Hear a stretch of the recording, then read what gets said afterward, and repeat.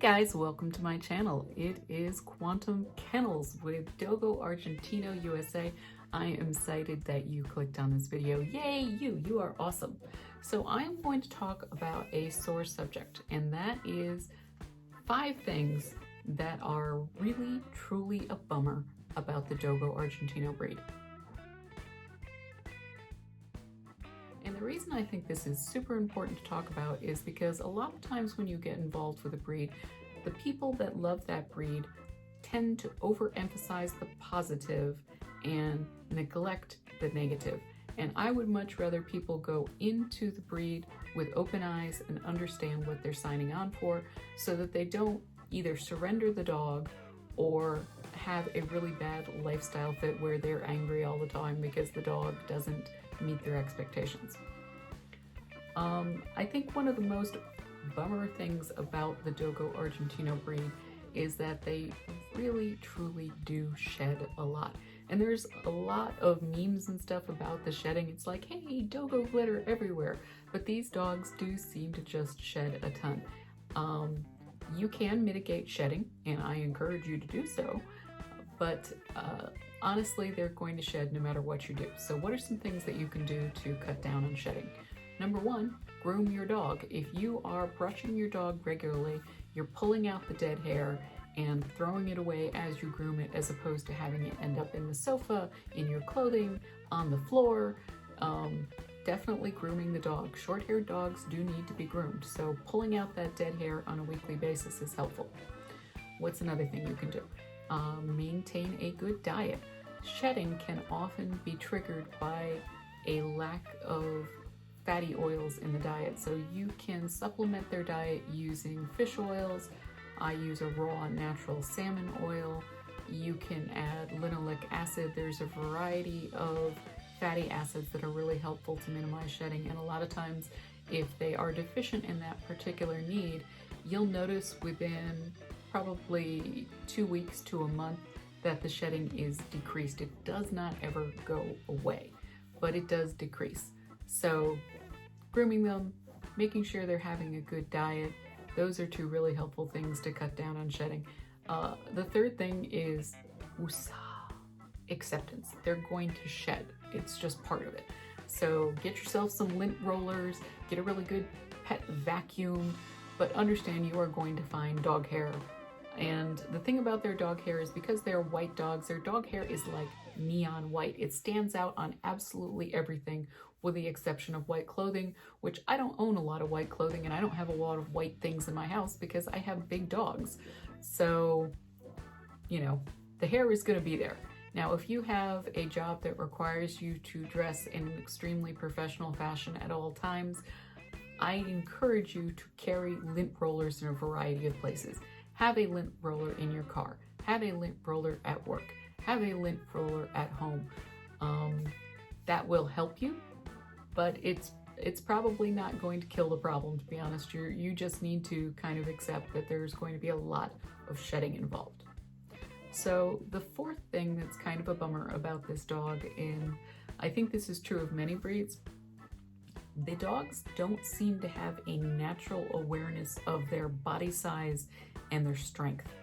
And because they don't seem to have an awareness, generally, there are some exceptions, some dogs seem to know, but my dogs seem not to know how big, strong, and powerful they are. And so I have, on occasion, been knocked off my feet, literally, when we were playing outdoors. They came around a corner, they were trying to skirt around me, they hit me and knocked me off. So I don't necessarily think this is the best breed if you're an extremely frail person, or if you're afraid of getting dirty, or you're afraid of getting knocked down. I think that's, again, an acceptance kind of thing. At some point, it may be entirely possible. Everybody who has ever handled my dogs for any length of time has it sooner or later been knocked down by them. And not by jumping, because I don't allow my dogs to jump, but just in the course of play and not seeming to be as aware that, oh, mom's over here and we shouldn't knock her down.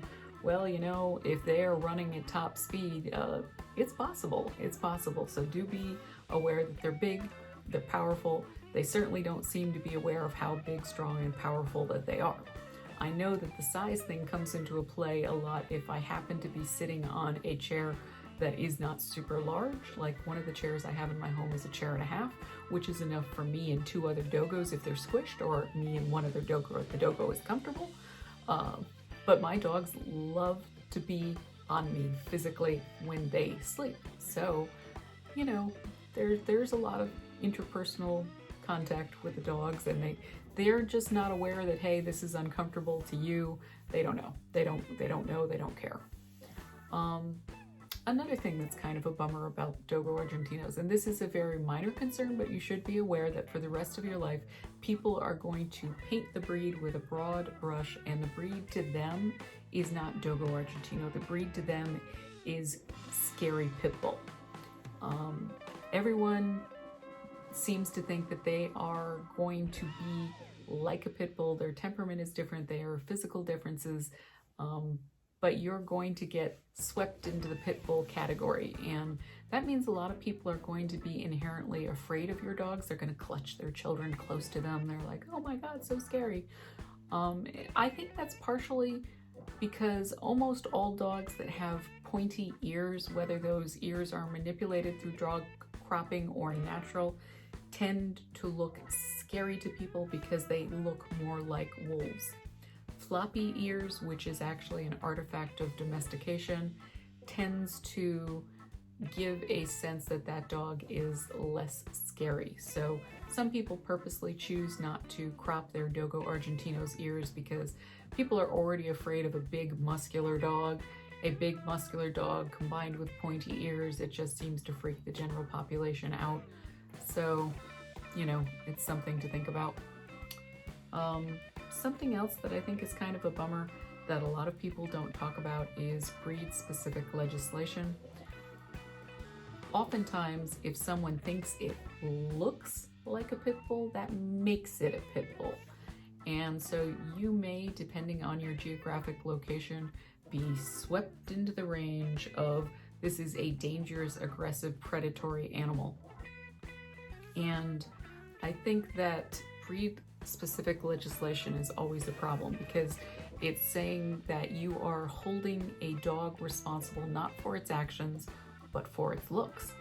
And you're drawing huge generalizations based on looks and not actions. I have looked up personally statistics on dog bites and dog maulings and dog deaths, and the most common dog likely to bite a human is a dachshund. A dachshund. But I have never seen breed-specific legislation barring dachshunds from entering the public realm.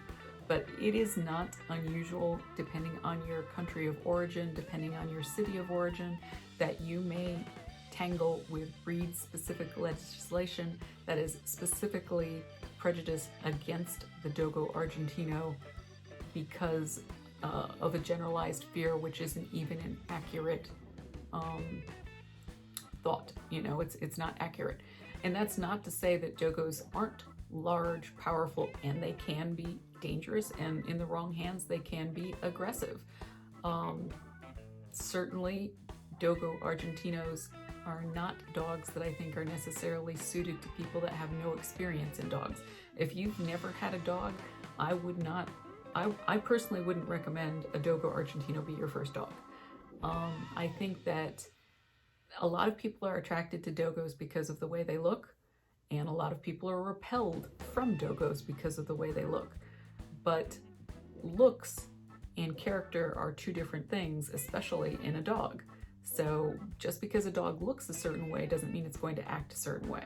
So I do think that breed-specific legislation is a huge downside, and I hope that more people will become active and present true statistics should they see any BSL, breed-specific legislation, pop up in their locality, because generally speaking, they are not accurate in their statistical analysis of the dangers of a certain breed based on its appearance.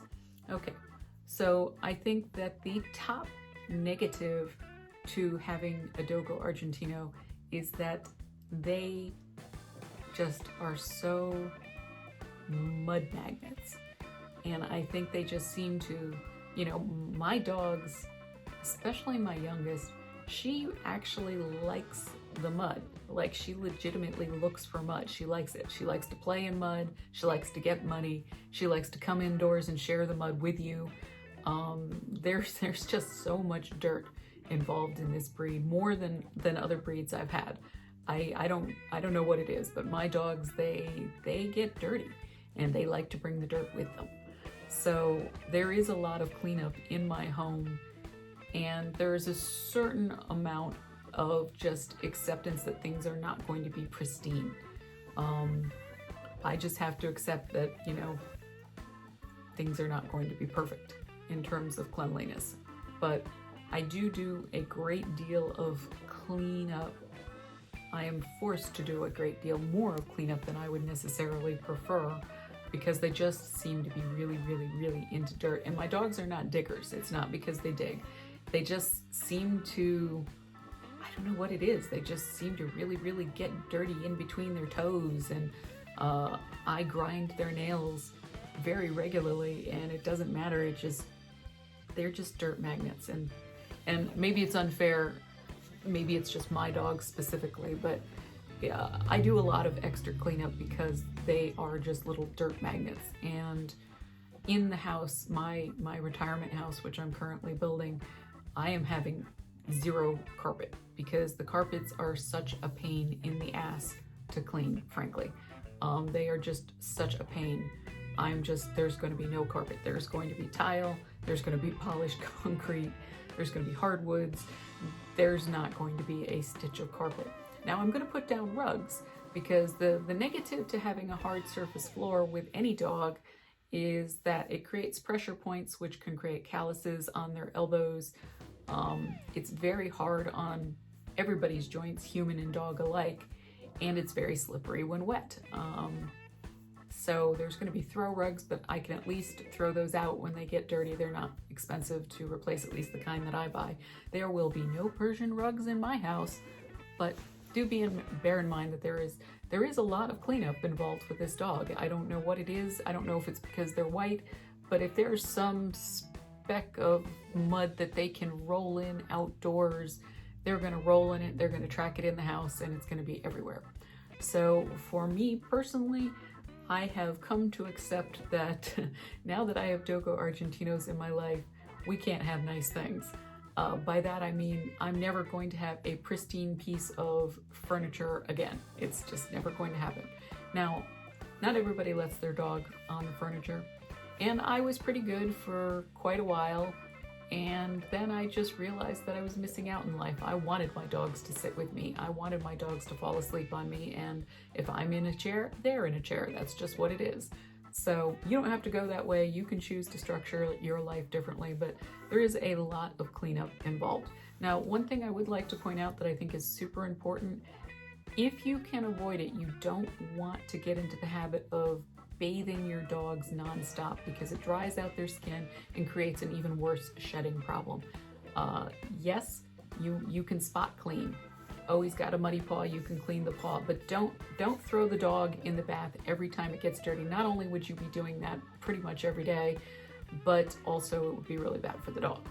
So just bear in mind that there's going to be some cleanup involved. I'm just saying. Hey, I thank you for listening to my video.